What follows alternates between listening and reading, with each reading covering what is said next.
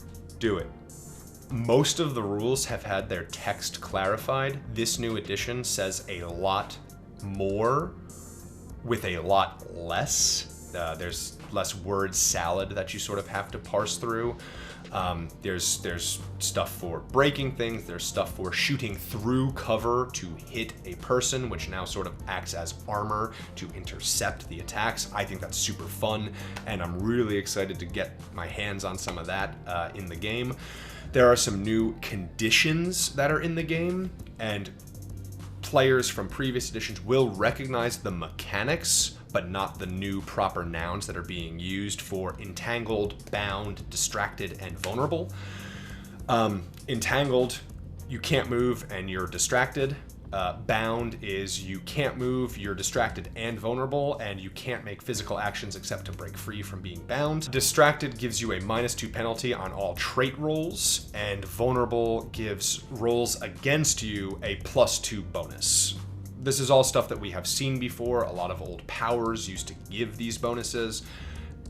I think it's a good streamlined approach because now you can just save yourself the words and put distracted. Done.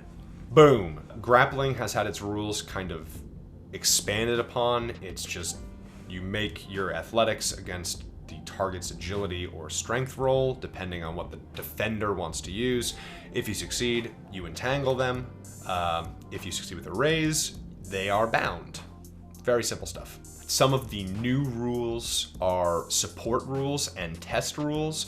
Support rules basically allow characters to aid one another on certain trait rolls in a very fun way. Instead of having to roll the same skill that the person is using to try and perform the task, you can kind of make a case for any skill you want. We, in some of our previous playtests, had a character who was built very heavily for social interactions, and so had a lot of bonuses on persuade rolls. So they sort of became this very excitable cheerleader who just sort of gave you that gentle encouragement that you needed to successfully perform your roles. And just like, really, just like, isn't that what we all need sometimes? Just like a caring person to be like, hey, bud, you got this, bud. Tests are similar to support roles in that you basically get to BS whatever skill you want to use in the test, but instead of helping someone, you are hindering an enemy. So you say, I want to try and like trip this person as they're running past me. Some game masters might say, okay, that's athletics. Others might say, okay, that's fighting.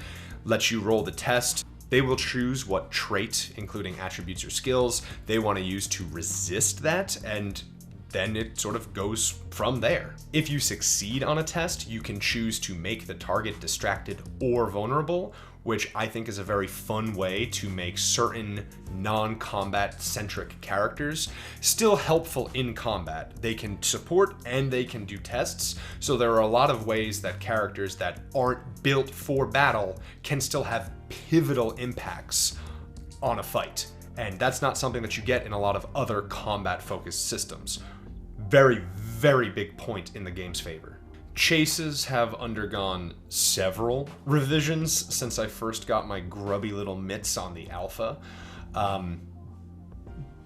Without really talking in depth about that version of the chase rules, which personally I was kind of okay with, the new version of the chase rules requires the dealing out of cards to various groups and individuals based on sort of the type of chase that is being conducted. It's then broken up into rounds, and things like minimum speed are taken into account. There's ways to sort of like jockey for position, gain the advantage, fall behind. There's a lot of things that you can do in the chase. There's these things called maneuvers, such as boarding, changing positions, evading. So when you draw a club for your action card, you get a complication just like previous editions. And so then you have to make a roll to avoid this complication. and the type of suit that you have for your chase card determines any potential modifiers to the roll, as well as the failure result complications if you don't succeed on the roll. The new chase rules definitely will require people to actually read and reread to make perfect sense of it. There are still similarities, but there are some differences at play. The game has also ported something similar to 4th edition D&D's skill challenge system in the form of dramatic tasks.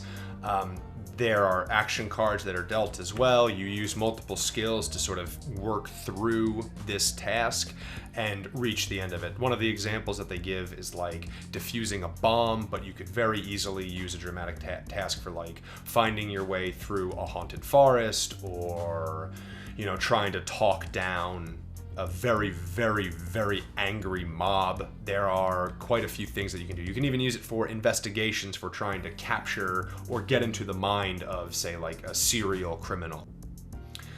My favorite part of the old edition, the interludes, have been expanded upon, which is something that I've done in several of my games previously.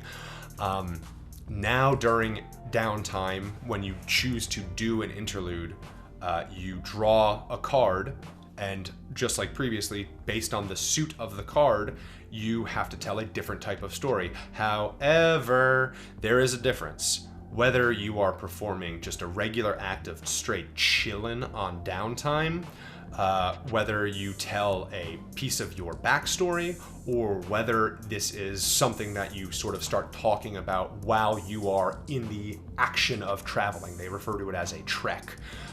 Those are now different stories that you have to tell with different prompts for each of them. I think that sort of extrapolating this new information and putting it into context based on what is currently happening is a very nice way to sort of flesh out the interlude system, which was my favorite and also criminally underdeveloped part of a previous edition. There are some new Game Master aids, such as quick encounters, where you can sort of use these very fast and loose mechanics to create all manner of different encounters, like chases, fights, hacking incidents, things like that. They're very useful for a system that sort of praises itself for its speed of play and speed of learning, which I think that is a good addition. It's not necessarily something that I am going to use, considering I've sort of already been doing it forever. So it's there if you want it. I can't really knock against it. I think it's definitely helpful to some people. So because of that inclusivity, I am definitely counting it as a point in Savage Worlds' favor. So, new setting rules. A lot of old favorites are here, like Born a Hero, but there are some new rules, such as Conviction and Clever Combat. Additionally, some old permanent rules have instead been replaced with their previously setting rules counterparts, and those old setting rules are now official rules, which is very, very interesting. Specifically, you cannot reroll critical failures anymore. The setting rule that has replaced that one is one that lets you reroll critical failures. And I do like that they did name it Dumb Luck. My personal favorite is the addition of Wound Cap from Flash Gordon, which basically, with a game where you can theoretically do infinite damage, having Wound Cap is really good because it sort of hard limits regardless of how much damage or how many raises you get over a target's toughness. It limits it to, a certain amount of wounds that can be taken, so that way if you roll even a single success on a vigor roll, you get to live, which is really good because I've had a lot of villains that just exploded like bags of cottage cheese. And that kind of stinks sometimes. There is one page of social conflict rules. I can't really say anything too nice about this because, again, most role-playing games are actually combat simulators and not role-playing games. It's nice that there's an attempt, and I know that there are some people who would get upset if there were slightly more rigid rules for role-playing, but it's there if you want it. Not something I'm going to use. Now we come to what I would describe as the biggest change. in the entire book. Magic powers. I think I'm gonna put a sparkle effect there. I don't know if it's gonna be a good one or a bad one, but there is a sparkle effect. It was there and now it's here and now it's gone. So, the big differences that are in powers is in how they function as just like a total package, and basically the complete abandonment of different types of arcane spell failure and backlash, where previously there were things like brain burn and regular old backlash. Those are gone in favor of a standardized backlash system, which is fine. It's another thing that I'm not going to use because I do like that very magic specific backlash. In fact, we have an upcoming product for Savage Worlds that is just all about different types of arcane backgrounds, and they all have unique backlashes. So maybe I have a horse in this race. There's a big old truck outside. I don't know if you can hear it, but I gotta wait for it to go away. This is the slowest truck in the GD world. It's been like 2 minutes. Okay, I think it's gone. So, the biggest difference in arcane powers, in addition to like the small changes that have been made to each of the individual powers, is the addition of generic modifiers. Trappings are dead, basically. There is still a section for trappings, but ultimately it's kind of just flavor fluff and situational nonsense at this point, which is fine. You can still use it, and I fully still intend to use trappings because they are incredibly flexible, but they have been freed of the constraints from previous editions, in that it's just like the section on trappings might as well just like be like a page that says, I don't freaking know, just do whatever. And that's great. But replacing that is the new generic power modifiers that you can put onto anything. Such generic modifiers include 3 tiers of armor piercing, where for a scaling +1, +1, +1, you can add 2 points of AP to any spell that you cast. I, for one, am a huge fan of popping that on Smite and then putting it on a sword, and then just going ham. I'm hungry. There are things like Glow and Shroud, which create auras of light, which create zones of darkness. There are spells that increase the range. There are spells that change wounds to fatigue. There are spells that replace Acid's sort of lingering damage with a much more approachable and interesting style of lingering damage. You can, for 2 points, you can add Heavy Weapon to any of the spells you cast. You can take Selective. There's a lot of really good, really fun stuff here. And I think that it's great and that it's exceptionally flexible and really improves on what my favorite part of Savage Worlds was, and that is the strength of the power system. Some changes to some of the core powers that are immediately noticeable are changes to Bolt. You can no longer cast additional bolts. You just have the addition to beef up the bolt's damage, which is fine because, again, I'm still gonna let people cast additional bolts. Almost all spell damage from Bolt, Burst, Blast, it's all 2d6 now. There's no more 2d10 heavy weapons. There's none of that. There's no chance to get things above d6s. And I think that this is interesting. I did not like it during the alpha, but the more that I played with it, the more interested I became in it. And definitely a house rule modifier that we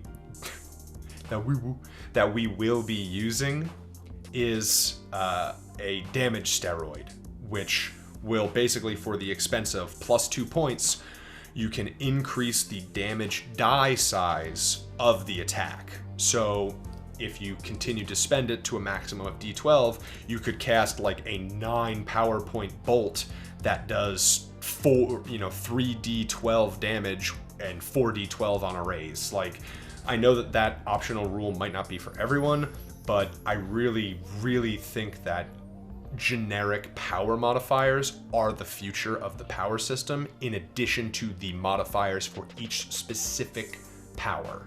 Some powers have had their names changed. like slow and speed, I think is sloth and speed now. That's fine. I don't got beef. Other powers like pummel have been rolled into similar powers like havoc, which have been given modifiers that allow you to change it from a burst template to a cone template.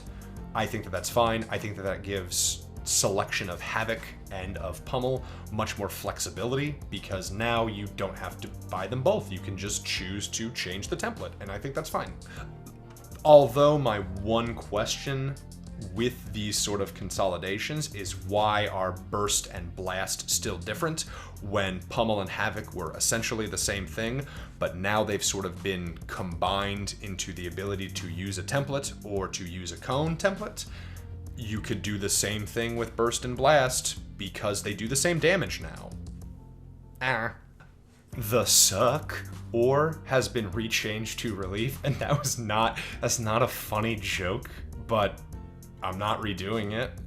Heal and greater heal have been consolidated as well. Now you have, a power modifier that you can use to turn a heal into a greater heal at the expense of a buttload of power points. Summon Ally went through several revisions, and honestly, I liked the way it was in the alpha. I liked the first version of it because it was not as good as it was previously, but it also still had some very interesting play options. Now it's still pretty similar to previous editions, but the guidelines for like what you can summon are a lot more flexible. They're based on like animal sizes, and they still do reference, certain types of creatures, but it's much more flexible. But it has kind of become more of the same again. The Bestiary is still there, and my heater just turned on, and this room is getting mad hot because I can't run the fan while doing these videos. Has my chest hair has been visible the whole video. I'm gonna put a black bar there, probably. Hey, if you were wondering about the black bar, it's because I'm very self-conscious about my chest. Just kidding, but it's a weird look, so I probably will still put a black bar there. What was I talking? Okay, the Bestiary. There we are. I've returned. The Bestiary is really good. It's still very strong. But some of the big changes to the way that enemies work is the addition of certain wound modifiers that extras and wildcards have access to. Extras have access to more than wildcards, but that doesn't mean that I'm not going to use those rules for wildcards. It's because I've already been doing that. So, resilient and very resilient basically allow you to add additional wound capacity to extras without having to add a wild die to them. They are not wild cards, but they're more than just regular old goons that you can just stomp into a fine paste. Additionally, large, huge, and gargantuan critters now get additional wounds. 1 for large, 2 for huge, 3 for gargantuan, which is great for big ol' friends like kaijus. Savage Tokusatsu is coming out in 2019. Mark your calendars for that nondescript date. But now these critters can take a lot more of a beating than they could previously. Just imagine tossing very resilient on a gargantuan extra. All of a sudden, yeah, it might not have that wild die, but it ain't gonna go down, not very quickly. The actual stats of the monsters are more or less the same. All of the sort of comparisons that I've done are basically identical, which is good. It's fine. I'm fine with it. I don't know why that sounded so suspicious. Like, I don't know why that sounded like I was trying to hide something, but it definitely did. I'm not hiding anything. One of the nice additions to the Bestiary is that they did just stick the soldier in there, where previously it was listed in allies and extras sections. Now it's just like, here's the soldier stat block, it's in the Bestiary, it's consolidated like it should have been all along. There are general sections for game mastering advice and running different genres. That's all fine. I feel like it doesn't say anything that other books don't also say. And beyond that, there's really no other differences in this product, in the Adventure Edition. Overall, I would say that with the Adventure Edition, pick up a PDF. I can't... It's hard to say if it's worth $50, is all I'll say. If you have extra Skrill, then throw it at the book. The people at Pinnacle are very, very kind people. I've had basically nothing but pleasant interactions with the staff that's there. And they're very supportive of their community. And I think that for the most part, the community is great. And there are a lot of really nice creators in this little corner of the tabletop world. But it is definitely more difficult to use as something that you can get someone into role-playing for like $20 tops with like book plus dice plus paper and pencil. That's really all I have to say about that. Overall, it's a great book. It looks beautiful. I cannot wait to get my physical copy. I cannot wait to get some of the Kickstarter incentives for the tier that I pledged at. Just buy it. Just buy it. Just buy it. It's good. It's good. It's good.